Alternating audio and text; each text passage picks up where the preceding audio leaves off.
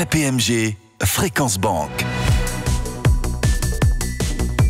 Bonjour à tous, soyez les bienvenus sur Radio KPMG pour la série d'été de Fréquence Banque. Devant l'importance croissante des questions extra-financières et de la finance à impact, nous avons choisi aujourd'hui de vous faire écouter ou réécouter les chroniques vertes dédiées au sujet ESG présentées à chacune de nos émissions depuis le printemps par Sylvie Miette, associée responsable de la plateforme Finance Durable de KPMG France. Les questions financières et extra-financières se rejoignant de plus en plus, il devenait en effet indispensable d'informer régulièrement nos auditeurs sur ces sujets. Le 19 mai, Sylvie Miette a décrypté sur nos ondes la consultation de l'EBA sur la prise en compte des risques environnementaux dans le pilier 1. Consultation qui vient de se clôturer il y a quelques jours. Écoutons-la tout de suite.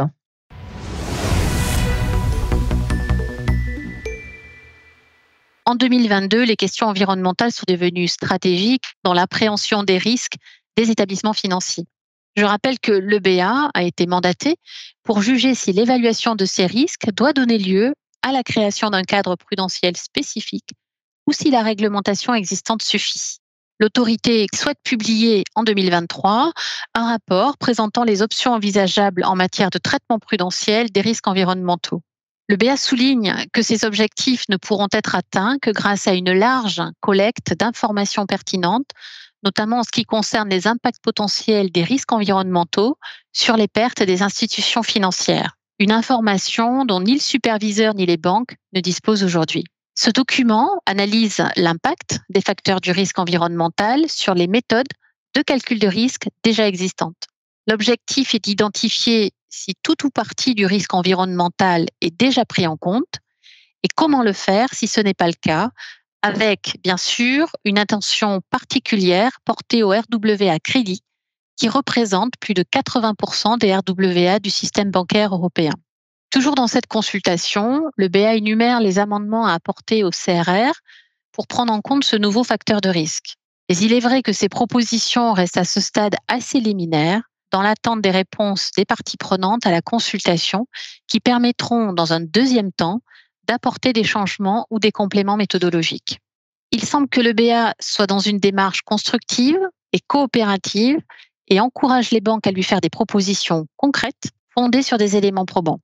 Précisons tout de même que la consultation de l'EBA est structurée selon une analyse risque par risque et interroge donc les établissements financiers sur le risque de crédit, le risque de marché, le risque opérationnel pour le calcul du ratio de solvabilité. Cette consultation envisage aussi la mise en œuvre d'un nouveau reporting pour évaluer le risque de concentration des risques environnementaux par zone géographique et par secteur, à l'instar du ratio des grands risques. Quelles sont les pistes de réflexion envisagées à ce jour? L'autorité bancaire européenne envisage plusieurs pistes de réflexion.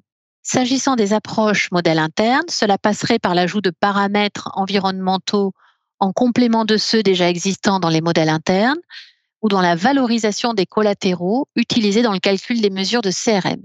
En revanche, en méthode standard, il reste à démontrer dans quelle mesure certaines agences de notation n'intégreraient pas déjà l'impact des risques environnementaux sur le risque de crédit, ce qui nécessiterait peu d'ajustements. Nos auditeurs doivent également savoir que l'EBA ne semble s'orienter ni vers l'allègement automatique des exigences en capital pour les activités vertes, ni vers l'ajout d'exigences pour les activités brunes, les célèbres Green Weighting Factor ou Brown Penalizing Factor. Il s'agit plutôt, selon l'autorité, d'identifier les actifs soumis ou non au risque physique et de transition, qu'ils soient verts ou bruns. L'EBA a bien conscience que le choix du traitement prudentiel est crucial et ne doit pas freiner la transition écologique. Certes, ces travaux se concentrent sur les exigences de pilier 1, mais s'inscrivent néanmoins dans un chantier plus vaste d'intégration des problématiques ESG au cadre de supervision. L'EBA précise d'ailleurs que la réflexion autour de l'intégration des risques sociaux, l'ES, donnera lieu à une prochaine consultation. Les parties prenantes sont appelées à répondre à 35 questions et à partager leurs propositions afin de définir l'impact en capital du risque environnemental. J'ajoute, et c'est important de le dire, que les enjeux climatiques n'étant pas circonscrits à l'Union européenne, le comité de Bâle a lui aussi lancé des travaux de recherche pour intégrer ces problématiques à son cadre réglementaire. Les travaux du comité de Bâle viendront enrichir les conclusions de l'EBA. À noter également que l'autorité bancaire européenne, fidèle à son mandat, adopte dans ce document une approche par les risques qui ne vise pas au premier chef à soutenir la transition de l'économie européenne vers une économie bas carbone, mais bien à assurer la stabilité du système financier. En conclusion de cette chronique, je dirais qu'avec cette consultation, le BA poursuit le chantier initié avec les textes sur le pilier 2 et le pilier 3 et s'inscrit dans le calendrier fixé par la Commission européenne. Les risques de durabilité doivent être effectivement intégrés dans les 3 piliers d'ici 2023.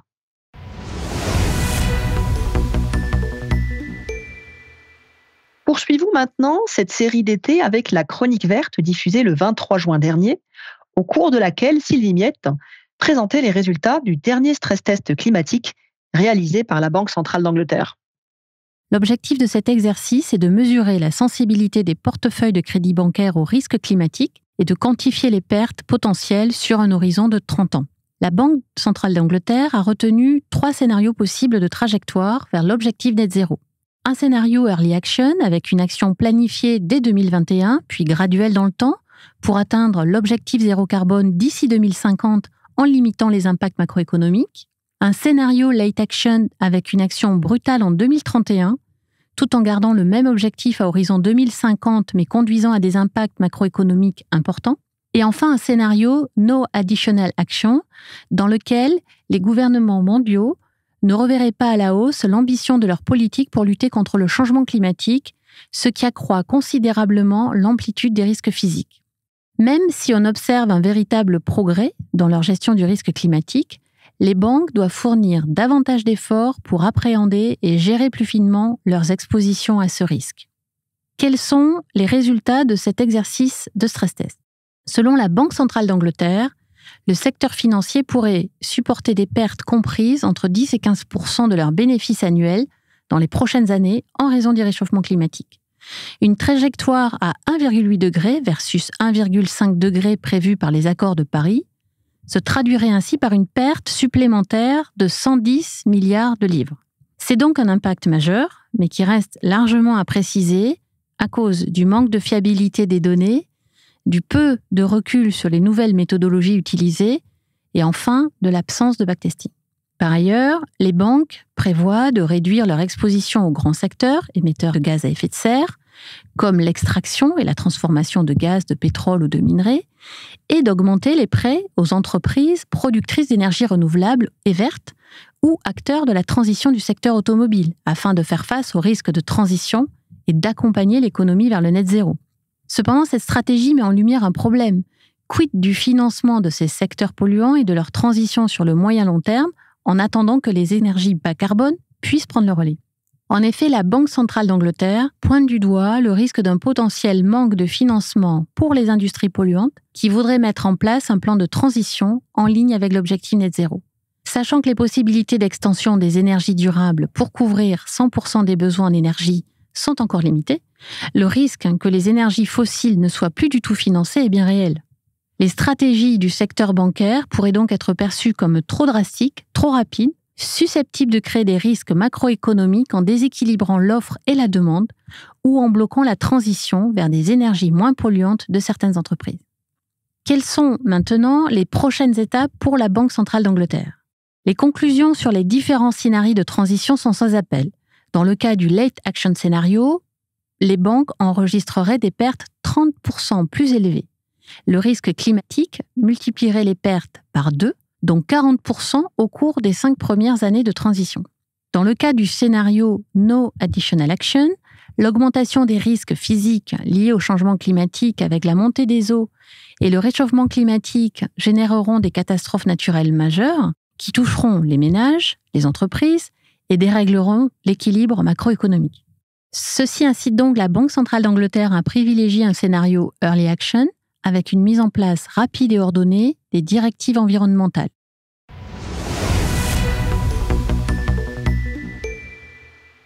Cet exercice de la Banque centrale d'Angleterre est d'autant plus intéressant car il nous a permis de patienter dans l'attente des résultats du stress test de la BCE publié début juillet. Sylvie Miette ne manquera pas de vous en parler lors de sa prochaine chronique verte diffusée le 20 septembre prochain sur nos ondes. D'ici là, très bon été à tous. KPMG, Fréquence Banque.